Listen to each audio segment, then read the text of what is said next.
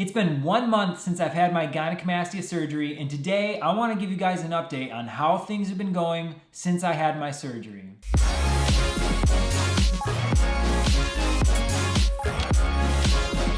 So like I said at the beginning of this video, it's been 1 month since I've had my gynecomastia surgery, and I wanted to give an update of how things have been going, show you guys what it looks like since I've had the surgery, about a month, and how the healing has been going. But before I do that, I want to answer some questions that I've gotten in the comments because I think they're good questions that more than just these people have, and it'll help other people kind of get a better understanding of the whole gynecomastia surgery before and after, because that's the whole reason I'm doing these videos, is to help inform people of kind of what to expect. Now, I do know with these questions, not everyone's situation is going to be the exact same. There's a varying amount of differences from how bad your gynecomastia is, if you have actual gynecomastia or pseudo gynecomastia, where you're located, your age, how heavy you are in terms of weight, and how much of it is actually weight gain and how much of it is actually gynecomastia. But like I said, I think these are great questions, so I wanted to answer them really quick.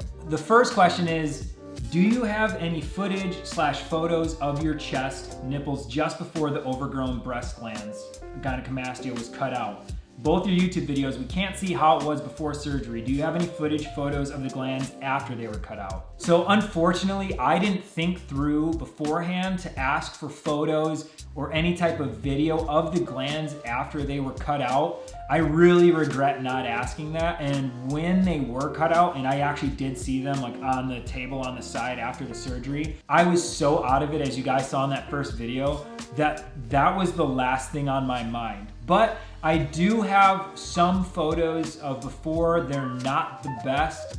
Here's one of me with my shirt off. You can kind of see that the nipples are puffy, that my chest in general kind of has more of like a man boob shape to it. You can see that there's puffy nipples and that the gynecomastia is there. I do have this photo as well when I was playing football in university.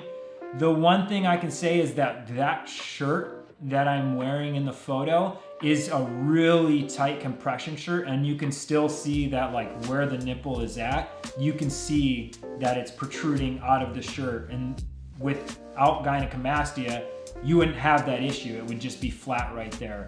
One thing I do want to say about photos or video of gynecomastia prior is anyone suffering with gynecomastia knows you do everything you can to hide it, or you kind of work your magic. Like there used to be this thing I could do where like I would rub my chest, and like if I rubbed, it would make the nipple kind of like harden and basically make it look like it wasn't there. So if I did have my shirt off and I knew a photo was gonna be taken, I would like do this wipe really quick. And it was funny because I mentioned it to my wife later on, like after getting the surgery, and kind of telling her how I won't have to do that anymore. She was like, now that you mention that, I always did wonder why you would like wipe your chest a lot. And it was because I was trying to hide the fact that I had gynecomastia. If I knew there was a photo or we were at the beach, usually I would also wear a shirt a lot. I went through phases of wearing like tight shirts on under, and then like tight tank tops, and then I just wore really baggy shirts. I kind of did whatever I could to hide it. So unfortunately, I don't have many photos of me with gynecomastia. That's about as good as it gets when it comes to that. The second question is, hey, I have a quick question. How long did it take to schedule the surgery after meeting the surgeon? Was it a few weeks, few months? So this is a good question, and like I said, this will vary between surgeon, time you go in, there's so many variables to it. But for me, after meeting the surgeon, the first time that I went in and kind of talked with him, showed him what was going on, I got extremely lucky and was able to get in, and I think like a week and a half, 2 weeks, somewhere in there. And like I said, I got lucky because someone else getting surgery on their day dropped, and the surgeon only does surgery, I think 2 or 3 days out of the week. The rest of the days he's doing consultations and reviews on like people who have had surgery, people who are getting surgery, all of those things. So I got lucky in the fact that someone had dropped and an opening had happened kind of right when I was ready to schedule. I was also immediately ready to go in. I didn't need a time frame for work or anything. I took the whole day off. So I had nothing restricting me from saying like, as soon as you guys can get me in, no matter what the time, I will make it work on my end. So that helped me, because I know if that schedule hadn't been the way it was, like if that person hadn't dropped from their surgery. I think I was looking at like a month and a half to 2 months out after meeting the surgeon for the first time to get the surgery. But like I said, this will vary from surgeon to surgeon and in the area you're in, time of year. There's so many factors to it. So the third question is, please share your recovery from the surgery and tips on that. I'm really looking forward to your in-depth videos on surgery recovery. One thing I am curious about, could you manage yourself all by yourself post-surgery? And what do you think are the probability of a revision on the surgery? So really quick, the surgeon I went to required that I had someone drop me off on the day of surgery and pick me up. They actually wouldn't perform the surgery if I didn't have someone to drop me off and pick me up. I'm assuming that's across the board with any surgeon. This has to do with the fact that some of the medications you take really make you loopy and you're just not in any way, shape, or form able to function a vehicle or really function at all immediately after the surgery. Now, I went home, finished filming my first video on how I felt, and as you can tell, even in that, like my speech is slurred, and I just was really out of it. So you can tell that, yeah, you're probably not gonna be able to function, so you do need somebody immediately after. Now, 24 hours after, I definitely felt pain, like I definitely knew I had gotten surgery, but you can manage by yourself if need be. I will say that it was a lot easier having my wife to help me. It was great to have somebody to help me, especially when it came to things like heavy lifting, which you're not supposed to do for quite a few weeks, and then just other small things here or there. In the first 24 to 48 hours, you really feel it and you're not gonna wanna be that mobile. I did go on walks with her and do some things here and there, but for most of the day, I did kind of want to just sit around and relax. It was a major surgery and it takes a toll on you more than you actually realize. I'm pretty fit and I thought it wouldn't be that bad. Like, oh, I get hurt all the time and I can recover pretty quickly. This wasn't the case. It definitely took some recovery time. But yes, you can manage on your own if you absolutely need to.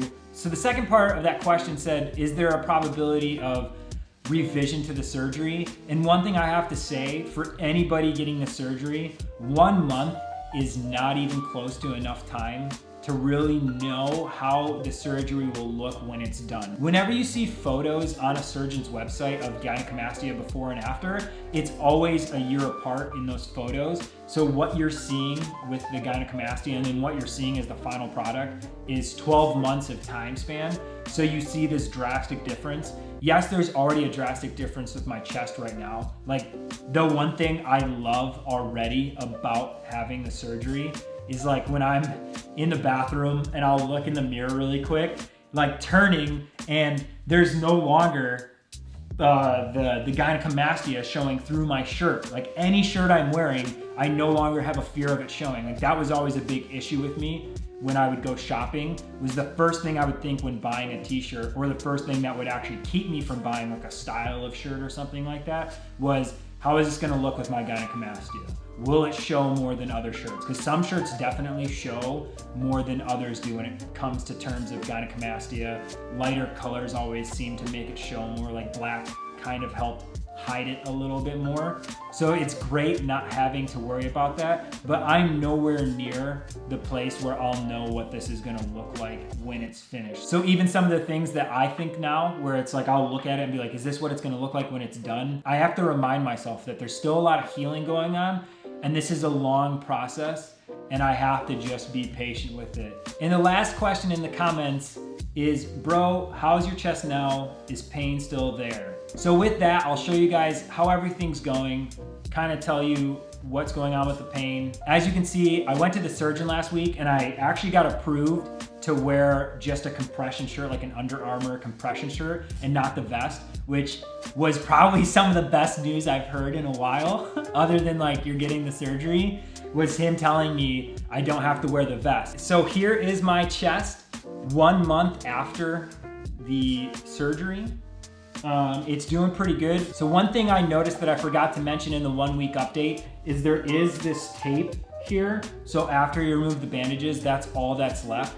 It's not something that is supposed to be removed until, I guess he said it'll just fall out on its own. Like the tape will eventually fall off, and it actually is kind of getting to where it's getting really loose on a lot of the edges. Like when I shower, I have to kind of cup it because I'm afraid it's gonna the water's gonna rip it off and it's gonna come off too early. He said it should fall out in between 5 to 6 weeks, similar to the stitches and when the compression vest is supposed to be off for good. The compression vest, like I said, needs to be worn consistently for the first 6 weeks other than showering or maybe washing. I bought 2 compression shirts so that once I take one off to wash, I don't need to keep it off for the time it's washing. I can just put another one on immediately. I can wash them more, because the one thing that really did suck about the compression vest was you didn't want to take it off too often to wash it, but at the same time, like you didn't want to be wearing it for like days on end because then it'd start to smell gross and all those weird things. So it was kind of like that dilemma because like nervous, I want to make sure this heals right. So like I said, I didn't want to keep it off long. In terms of pain, I'm fairly good right now. The tape does itch a little bit, and I think that's partly too the stitches are starting to dissolve. So I do get itchiness, like it'll all of a sudden randomly itch. Like right now over here, this tape is really itching. So like I want to scratch it, but I can't. In terms of pain, I'm not really feeling anything. Like I can move my arms up pretty well. I don't know how much of the pulling is actually just the tape pulling on my skin, because I do feel a little pulling, but there's no pain. I haven't really put a lot of pressure on my chest, and that's partly because I'm afraid to. I really want to feel what it feels like without the gland being in there anymore. But anytime I start to really push on it, I'm worried that it's just like it's not there yet, and I don't want to push it and not be patient and potentially mess it up. One thing I will have to say is when I'm actually lifting, like if I'm with my wife and I'm helping her with our son or helping with groceries and like doing a lot, I will actually notice that it'll start to hurt. And that's hard because right now I'm at that point where it's been a month, I don't really feel anything anymore. So there's a part of me that kind of forgets I had surgery a month ago, and I'll start doing a lot, and then I'll hit this kind of like brick wall where it's like, okay, I need to take a break, because I'll start to feel like, especially up through here, like I'll feel just some like soreness. It's not like a sharp pain that all of a sudden is like, oh my gosh, like that hurt. It's more just like really sore, and it's like I can tell I've been overworking the muscle, kind of putting too much tension on it, and I need to let it relax. You're not supposed to really put any heavy tension, do any heavy lifting till at least 6 weeks.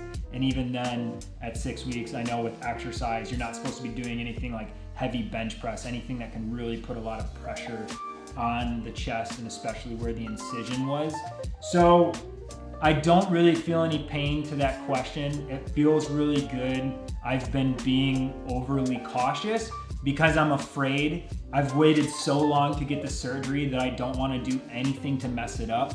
So I'm being overly cautious to make sure that everything goes right in terms of the healing and how things are. So now that I got my compression shirt back on, I want to go over a few more things that I kind of touched on, but just want to go into a little more detail. So like I said, I have this compression shirt. I'm not sure if your surgeon will clear you for a compression shirt or you'll have to stay in the vest the whole time. Don't take me wearing a shirt at 4 weeks as like, oh, I can do that too. Do whatever your surgeon says. The one thing I don't want to have happen is you go against what your surgeon says, because they clearly know more than I do. I'm more just giving you guys this journey to help give you a better understanding of what gynecomastia surgery looks like. But your surgeon knows best. So whatever information they give you, follow that, because that's probably what's best for you. Our gynecomastia case also might be vastly different. Like I said, mine on the spectrum of like how bad gynecomastia is, like I've seen some people that it's like, man, I'm extremely fortunate, that's not me.